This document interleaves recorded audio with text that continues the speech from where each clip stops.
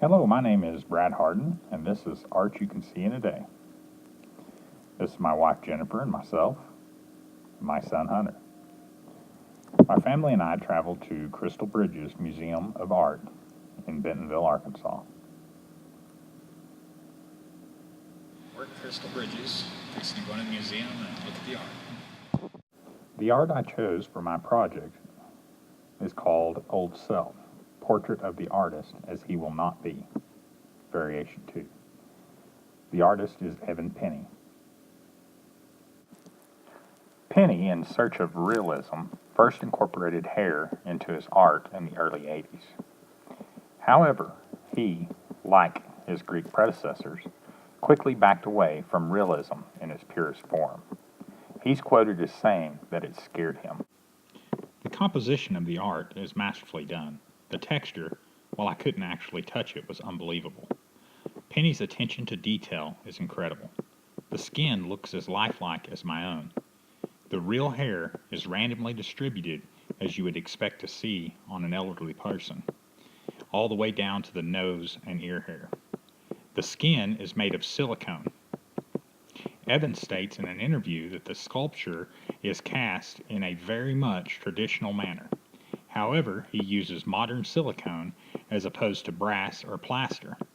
The artwork is very realistic in medium, but idealistic in size. After all, we as humans demand a hyperinflated exaggeration of art for it to be art. Otherwise, it would be just boring. Penny's 3D portrait is 20th century art and is contemporary realism style of art. The portrait Old Self resembles the marble bust Thomas Jefferson, created by French artist Jean-Antoine Houdin. The artwork is similar, but the medium is quite different: marble versus silicone, pigment, hair, fabric, and aluminum. The 3D portrait is much bigger than life. While it is easily twice the size of a normal human, it looks so real. It leaves the viewer feeling a bit confused. It's much too big to be real, yet it looks as though it could turn to you and talk.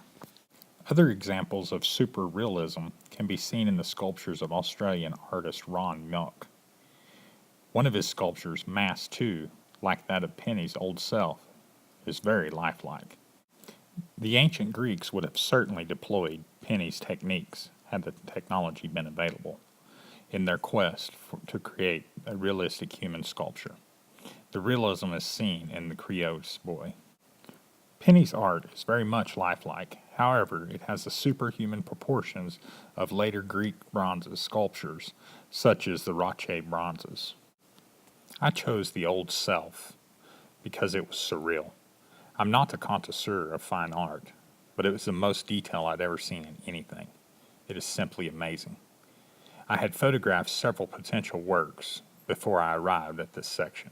I quickly forgot about the rest and decided this was the art I would focus on. Words cannot describe how real it makes you feel. If it were a full-body sculpture and normal size, there is nothing that would identify it as art rather than human. When I was a child, I went to the Gilcrease Museum on a school trip. The trip to Crystal Bridges is the only other time I had been to a museum. To be quite honest, the Gilcrease did nothing to prepare me for what I encountered at Crystal Bridges. Looking at hyper-realistic sculpture in a book or even on television doesn't compare to seeing it in real life. The entire museum is fantastic, but Penny's work is mind-boggling. It looks as though if I were to put my hand in front of its mouth, I could feel its breath. It's simply not plausible to think that a person would not be touched by his artwork.